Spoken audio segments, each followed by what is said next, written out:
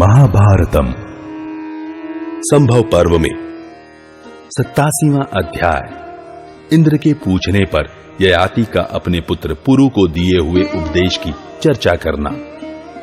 वैशंपायन जी कहते हैं, जन्मेजय, स्वर्गलोक में जाकर महाराज ययाति देव भवन में निवास करने लगे। वहां देवताओं, साध्य गणों, मरुद गणों तथा वसुओं ने उनका बड़ा स्वागत सत्कार किया। सुना जाता है कि पुण्यात्मा तथा जितेंद्रिय राजा ययाति देवलोक और ब्रह्मलोक में भ्रमण करते हुए वहां दीर्घ काल तक रहे। एक दिन नृपश्रेष्ठ ययाति देवराज इंद्र के पास आए। दोनों में वार्तालाप हुआ और अंत में इंद्र ने राजा ययाति से पूछा। इंद्र ने पूछा, राजन, जब पुरु तुमसे वृद्धावस्था लेकर तुम्हारे स्वरूप से इस पृथ्वी पर विचरण करने लगा, तुम सत्य कहो, उस समय राज्य देकर तुमने उसको क्या आदेश दिया था? ययाति ने कहा, देवराज, मैंने अपने पुत्र पुरु से कहा था कि बेटा, गंगा और यमुना के बीच का यह सारा प्रदेश तुम्हारे अधिकार में रहेगा। यह पृथ्वी का मध्य भाग है, इसके तुम राजा होगे और तुम्हारे भाई सीमांत देशों के अधिपति होंगे। देवेंद्र, इसके बाद मैंने यह आदेश दिया कि मनुष्य दीनता, शठता और क्रोध न करे, कुटिलता, मात्सर्य और वैर कहीं न करे। माता पिता, विद्वान, तपस्वी तथा क्षमाशील पुरुष का बुद्धिमान मनुष्य कभी अपमान न करे। शक्तिशाली पुरुष सदा क्षमा करता है, शक्तिहीन मनुष्य सदा क्रोध करता है। दुष्ट मानव साधु पुरुष से और दुर्बल अधिक बलवान से द्वेष करता है। कुरूप मनुष्य रूपवान से, निर्धन धनवान से, अकर्मण्य कर्मनिष्ठ से और अधार्मिक धर्मात्मा से द्वेष करता है।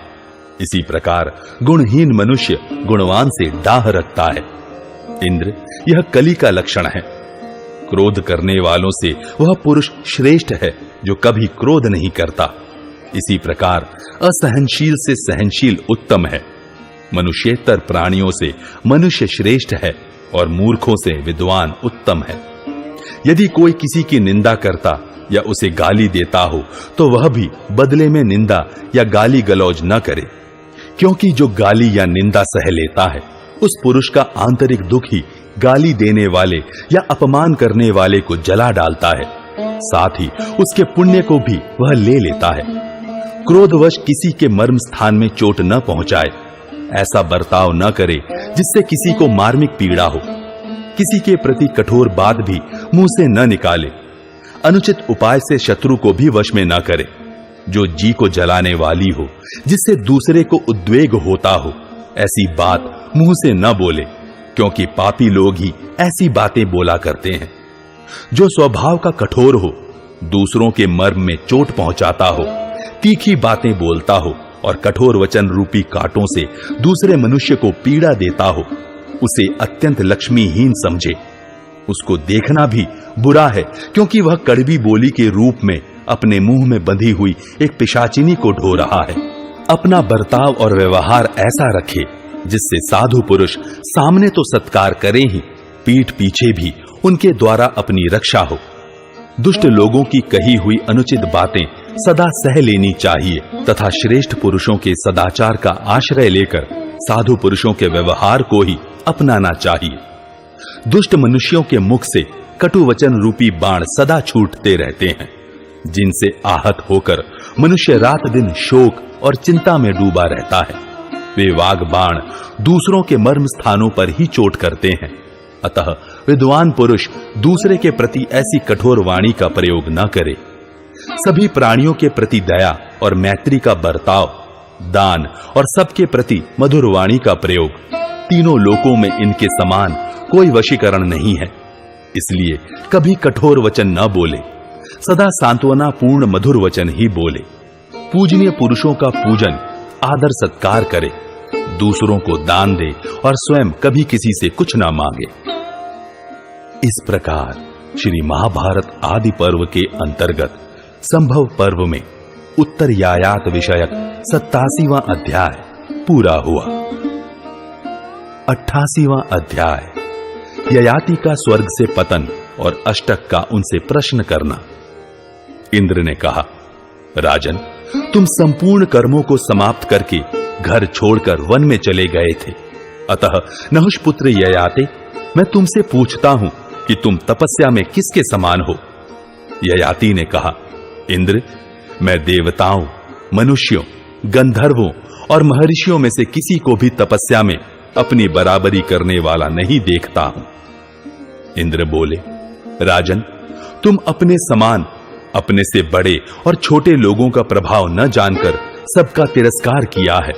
अतः तुम्हारे इन पुण्य लोकों में रहने की अवधि समाप्त हो गई, क्योंकि दूसरों की निंदा करने के कारण तुम्हारा पुण्य क्षीण हो गया।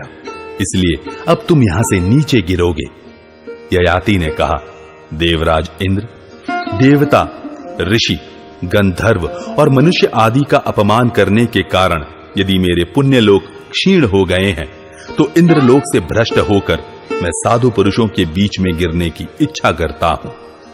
इंद्र बोले, राजा ययाति, तुम यहां से च्युत होकर साधु पुरुषों के समीप गिरोगे और वहां अपनी खोई हुई प्रतिष्ठा पुनः प्राप्त कर लोगे। यह सब जानकर तुम फिर कभी अपने बराबर तथा अपने से बड़े लोगों का कभी अपमान न करना। वैशंपायन जी कहते हैं, जन्मेजय, तदनंतर देवराज इंद्र के सेवन करने योग्य पुण्य लोकों का परित्याग करके राजा ययाति नीचे गिरने लगे। उस समय राज ऋषियों में श्रेष्ठ अष्टक ने उन्हें गिरते देखा। वे उत्तम धर्म विधि के पालक थे। उन्होंने ययाति से कहा। अष्टक ने पूछा, इंद्र के समान सुंदर रूप वाले तरुण पुरुष, तुम कौन हो? तुम अपने तेज से अग्नि की भांति देदीप्यमान हो रहे हो। मेघ रूपी घने अंधकार वाले आकाश से आकाशचारी ग्रहों में श्रेष्ठ सूर्य के समान तुम कैसे गिर रहे हो? तुम्हारा तेज सूर्य और अग्नि के सदृश है। तुम अप्रमेय शक्तिशाली जान पड़ते हो। तुम्हें सूर्य के मार्ग से गिरते देख हम सब लोग मोहित होकर इस तर्क वितर्क में पड़े हैं कि यह क्या गिर रहा है। तुम इंद्र, सूर्य और विष्णु के समान प्रभावशाली हो। तुम्हें आकाश में स्थित देखकर हम सब लोग अब यह जानने के लिए तुम्हारे निकट आए हैं कि तुम्हारे पतन का यथार्थ कारण क्या है। हम पहले तुमसे कुछ पूछने का साहस नहीं कर सकते और तुम भी हमसे हमारा परिचय नहीं पूछते हो कि हम कौन हैं। इसलिए मैं ही तुमसे पूछता हूं, मनोरम रूप वाले महापुरुष, तुम किसके पुत्र हो और किस लिए यहां आए हो? इंद्र के तुल्य शक्तिशाली पुरुष, तुम्हारा भय दूर हो जाना चाहिए। तुम्हें विषाद और मोह को भी तुरंत त्याग देना चाहिए। इस समय तुम संतों के समीप विद्यमान हो। बल दानव का नाश करने वाले इंद्र भी अब तुम्हारा तेज सहन करने में असमर्थ हैं। देवेश्वर इंद्र के समान तेजस्वी महानुभाव, सुख से वंचित होने वाले साधु पुरुषों के लिए सदा संत ही परम आश्रय है। वे स्थावर और जंगम सब प्राणियों पर शासन करने वाले सत्पुरुष यहाँ एकत्र हुए हैं। तुम अपने समान पुण्यात्मा संतों के बीच में स्थित हो। जैसे तपने की शक्ति अग्नि में है, बोए हुए बीज को धारण करने की शक्ति पृथ्वी में है, प्रकाशित होने की शक्ति सूर्य में है, इसी प्रकार संतों पर शासन करने की शक्ति केवल अतिथि में है। इस प्रकार श्री महाभारत आदि पर्व के अंतर्गत संभव पर्व में उत्तरयायात विषयक 88वां अध्याय पूरा हुआ। 89वां अध्याय ययाति और अष्टक का संवाद। ययाति ने कहा, महात्मन, मैं नहुष का पुत्र और पुरु का पिता ययाति हूं। समस्त प्राणियों का अपमान करने से मेरा पुण्य क्षीण हो जाने के कारण मैं देवताओं, सिद्धों तथा महर्षियों के लोक से च्युत होकर नीचे गिर रहा हूं। मैं आप लोगों से अवस्था में बड़ा हूं, अतः आप लोगों को प्रणाम नहीं कर रहा हूं। द्विजातियों में जो विद्या, तप और अवस्था में बड़ा होता है वह पूजनीय माना जाता है। अष्टक बोले, राजन, आपने कहा है कि जो अवस्था में बड़ा हो वही अधिक सम्माननीय कहा जाता है, परंतु द्विजों में तो जो विद्या और तपस्या में बढ़ा चढ़ा हो वही पूज्य होता है। ययाति ने कहा, पाप को पुण्य कर्मों का नाशक बताया जाता है। वह नरक की प्राप्ति कराने वाला है और वह उद्दंड पुरुषों में ही देखा जाता है। दुराचारी पुरुषों के दुराचार का श्रेष्ठ पुरुष अनुसरण नहीं करते हैं। पहले के साधु पुरुष भी उन श्रेष्ठ पुरुषों के ही अनुकूल आचरण करते थे। मेरे पास पुण्य रूपी बहुत धन था, किंतु दूसरों की निंदा करने के कारण वह सब नष्ट हो गया। अब मैं चेष्टा करके भी उसे नहीं पा सकता। मेरी इस दुर्वस्था को समझ बूझकर जो आत्म कल्याण में संलग्न रहता है, वही ज्ञानी और वही धीर है। जो मनुष्य बहुत धनी होकर उत्तम यज्ञों द्वारा भगवान की आराधना करता है, संपूर्ण विद्याओं को पाकर जिसकी बुद्धि विनय युक्त है, तथा जो वेदों को पढ़कर अपने शरीर को तपस्या में लगा देता है, वह पुरुष मोह रहित होकर स्वर्ग में जाता है। महान धन पाकर कभी हर्ष से उल्लसित न हो, वेदों का अध्ययन करे किंतु अहंकारी न बने। इस जीव जगत में भिन्न भिन्न स्वभाव वाले बहुत से प्राणी हैं।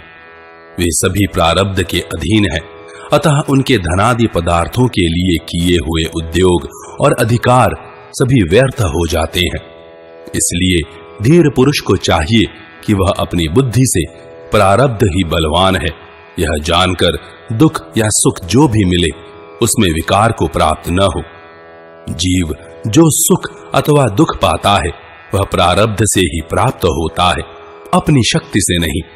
अतः प्रारब्ध को ही बलवान मानकर मनुष्य किसी प्रकार भी हर्ष अथवा शोक न करे, दुखों से संतप्त न हो और सुखों से हर्षित न हो।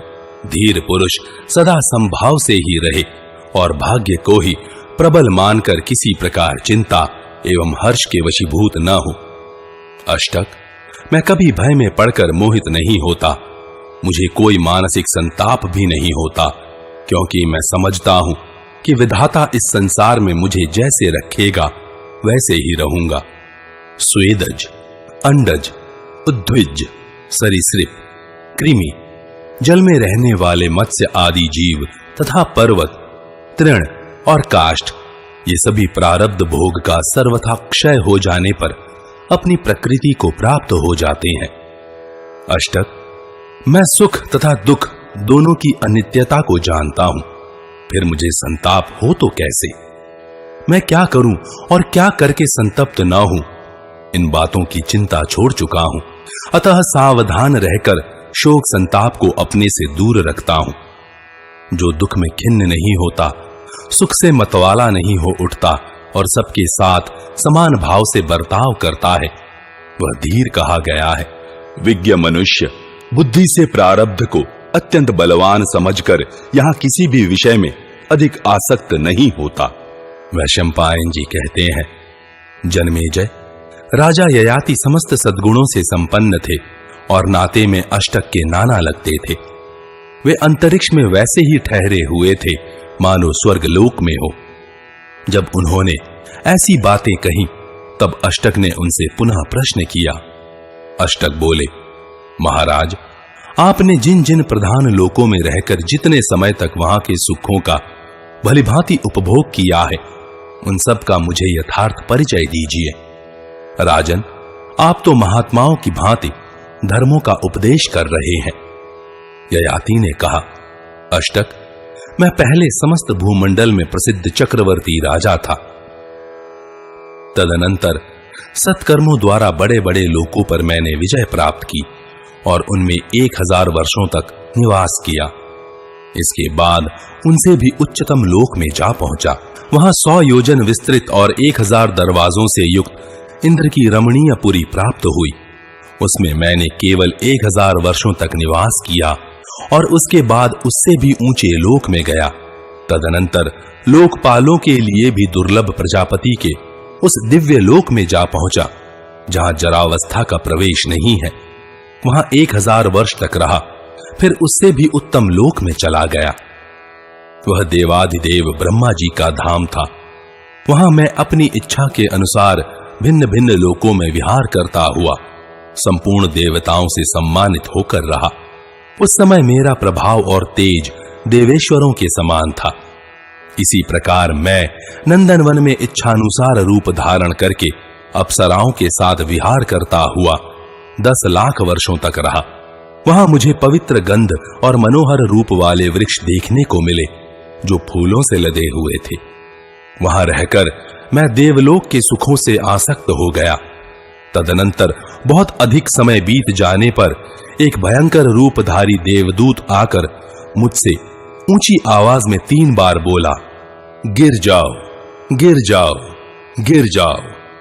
राजशिरोमणे, मुझे इतना ही ज्ञात हो सका है। तदनंतर पुण्य क्षीण हो जाने के कारण मैं नंदनवन से नीचे गिर पड़ा। नरेंद्र, उस समय मेरे लिए शोक करने वाले देवताओं की अंतरिक्ष में यह दया भरी वाणी सुनाई पड़ी। अहो, बड़े कष्ट की बात है कि पवित्र कीर्ति वाले ये पुण्यकर्मा महाराज ययाति पुण्य क्षीण होने के कारण नीचे गिर रहे हैं। तब नीचे गिरते हुए मैंने उनसे पूछा, देवताओं, मैं साधु पुरुषों के बीच गिरूं, इसका क्या उपाय है?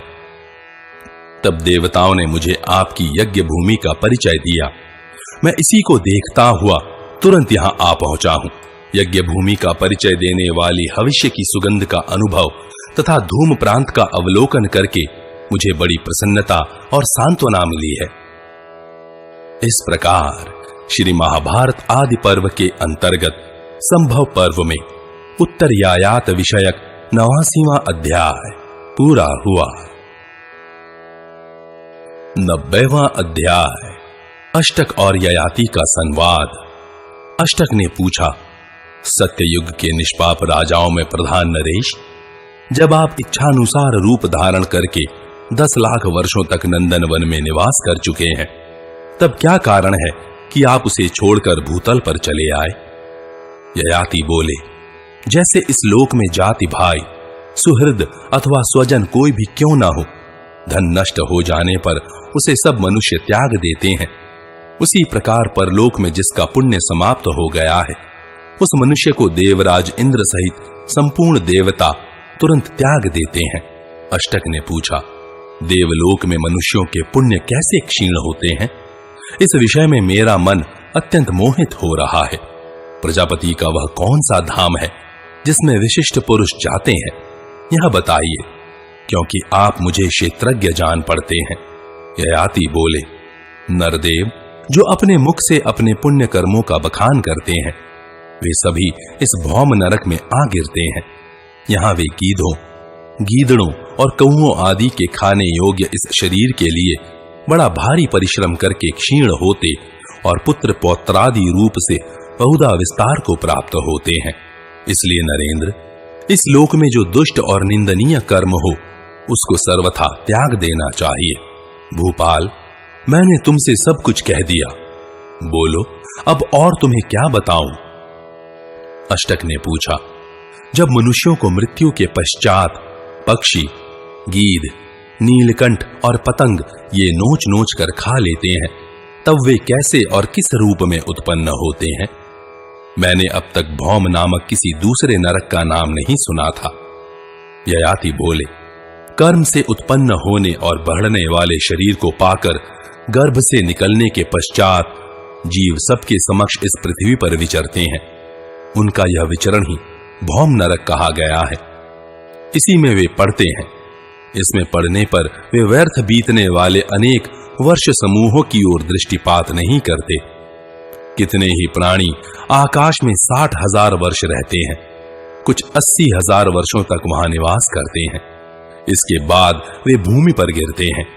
यहां उन गिरने वाले जीवों को तीखी दाढ़ों वाले पृथ्वी के भयानक राक्षस अत्यंत पीड़ा देते हैं। अष्टक ने पूछा, तीखी दाढ़ों वाले पृथ्वी के वे भयंकर राक्षस पापवश आकाश से गिरते हुए जिन जीवों को सताते हैं, वे गिरकर कैसे जीवित रहते हैं, किस प्रकार इंद्रिय आदि से युक्त होते हैं और कैसे गर्भ में आते हैं? ययाति बोले, अंतरिक्ष से गिरा हुआ प्राणी अस्त्र होता है, फिर वही क्रमशः नूतन शरीर का बीजभूत वीर्य बन जाता है। वह वीर्य फूल और फल रूपी शेष कर्मों से संयुक्त होकर तदनुरूप योनि का अनुसरण करता है। गर्भाधान करने वाले पुरुष के द्वारा स्त्री संसर्ग होने पर वह वीर्य से आविष्ट हुआ जीव उस स्त्री के रज से मिल जाता है। तदनंतर वही गर्भ रूप में परिणत हो जाता है। जीव जल रूप से गिरकर वनस्पतियों और औषधियों में प्रवेश करते हैं। जल, वायु, पृथ्वी और अंतरिक्ष आदि में प्रवेश करते हुए कर्मानुसार पशु अथवा मनुष्य सब कुछ होते हैं। इस प्रकार भूमि पर आकर फिर इसी क्रम के अनुसार गर्भ भाव को प्राप्त होते हैं। अष्टक ने पूछा, राजन, इस मनुष्य योनि में आने वाला जीव अपने इसी शरीर से गर्भ में आता है या दूसरा शरीर धारण करता है? आप यह रहस्य मुझे बताइए, मैं संशय होने के कारण पूछता हूं। गर्भ में आने पर वह भिन्न भिन्न शरीर रूपी आश्रय को, आंख और कान आदि इंद्रियों को तथा चेतना को भी कैसे उपलब्ध करता है? मेरे पूछने पर ये सब बातें आप बताइए। तात, हम सब लोग आपको क्षेत्रज्ञ मानते हैं। ययाति बोले, ऋतुकाल में पुष्प रस से संयुक्त वीर्य को वायु गर्भाशय में खींच लाता है। वहां गर्भाशय में सूक्ष्म भूत उस पर अधिकार कर लेते हैं और वह क्रमशः गर्भ की वृद्धि करता रहता है। वह गर्भ बढ़कर जब संपूर्ण अवयवों से संपन्न हो जाता है, तब चेतनता का आश्रय ले योनि से बाहर निकलकर मनुष्य कहलाता है। वह कानों से शब्द सुनता है, आंखों से रूप देखता है, नासिका से सुगंध लेता है, जीवा से रस का आस्वादन करता है, त्वचा से स्पर्श और मन से आंतरिक भावों का अनुभव करता है। अष्टक, इस प्रकार महात्मा प्राणधारियों के शरीर में जीव की स्थापना होती है। अष्टक ने पूछा, जो मनुष्य मर जाता है वह जलाया जाता है या गाड़ दिया जाता है अथवा जल में बहा दिया जाता है? इस प्रकार विनाश होकर स्थूल शरीर का अभाव हो जाता है। फिर वह चेतन जीवात्मा किस शरीर के आधार पर रहकर चैतन्य युक्त व्यवहार करता है? ययाति बोले, राजसिंह, जैसे मनुष्य श्वास लेते हुए प्राण युक्त स्थूल शरीर को छोड़कर स्वप्न में विचरण करता है, वैसे ही यह चेतन जीवात्मा अस्फुट शब्दोच्चारण के साथ इस मृतक स्थूल शरीर को त्याग कर सूक्ष्म शरीर से संयुक्त होता है और फिर पुण्य अथवा पाप को आगे रखकर वायु के समान वेग से चलता हुआ अन्य योनि को प्राप्त होता है। पुण्य करने वाले मनुष्य पुण्य योनियों में जाते हैं और पाप करने वाले मनुष्य पाप योनि में जाते हैं। इस प्रकार पापी जीव कीट पतंग आदि होते हैं। महानुभाव, इन सब विषयों को विस्तार के साथ कहने की इच्छा नहीं होती। नृपश्रेष्ठ, इसी प्रकार जीव गर्भ में आकर 4 पैर, 6 पैर और 2 पैर वाले प्राणियों के रूप में उत्पन्न होते हैं। यह सब मैंने पूरा पूरा बता दिया। अब और क्या पूछना चाहते हो? अष्टक ने पूछा, तात, मनुष्य कौन सा कर्म करके उत्तम लोक प्राप्त करता है? वे लोक तप से प्राप्त होते हैं या विद्या से? मैं यही पूछता हूं। जिस कर्म के द्वारा क्रमशः श्रेष्ठ लोकों की प्राप्ति हो सके वह सब यथार्थ रूप से बताइए। ययाति बोले, राजन, साधु पुरुष स्वर्गलोक के 7 महान दरवाजे बतलाते हैं जिनसे प्राणी उसमें प्रवेश करते हैं। उनके नाम ये हैं: तप, दान, शम, दम, लज्जा, सरलता और समस्त प्राणियों के प्रति दया। वे तप आदि द्वार सदा ही पुरुष के अभिमान रूप तम से आच्छादित होने पर नष्ट हो जाते हैं। यह संत पुरुषों का कथन है। जो वेदों का अध्ययन करके अपने को सबसे बड़ा पंडित मानता और अपनी विद्या द्वारा दूसरों के यश का नाश करता है, उसके पुण्य लोक अंतवान होते हैं और उसका पढ़ा हुआ वेद भी उसे फल नहीं देता। अग्निहोत्र, मौन, अध्ययन और यज्ञ, ये 4 कर्म मनुष्य को भय से मुक्त करने वाले हैं, परंतु वे ही ठीक से न किए जाएं, अभिमान पूर्वक उनका अनुष्ठान किया जाए तो वे उल्टे भय प्रदान करते हैं। विद्वान पुरुष सम्मानित होने पर अधिक आनंदित न हो और अपमानित होने पर संतप्त न हो। इस लोक में संत पुरुष ही सत्पुरुषों का आदर करते हैं। दुष्ट पुरुषों को यह सत्पुरुष है ऐसी बुद्धि प्राप्त ही नहीं होती। मैं यह दे सकता हूं, इस प्रकार यजन करता हूं, इस तरह स्वाध्याय में लगा रहता हूं और यह मेरा व्रत है। इस प्रकार जो अहंकार पूर्वक वचन है उन्हें भय रूप कहा गया है। ऐसे वचनों को सर्वथा त्याग देना चाहिए। जो सबका आश्रय है, पुराण है तथा जहां मन की गति भी रुक जाती है, वह तुम सब लोगों के लिए कल्याणकारी हो। जो विद्वान उसे जानते हैं वे उस पर ब्रह्म परमात्मा से संयुक्त होकर इहलोक और परलोक में परम शांति को प्राप्त होते हैं। इस प्रकार श्री महाभारत आदि पर्व के अंतर्गत संभव पर्व में उत्तरयायात विषयक 90वां अध्याय पूरा हुआ।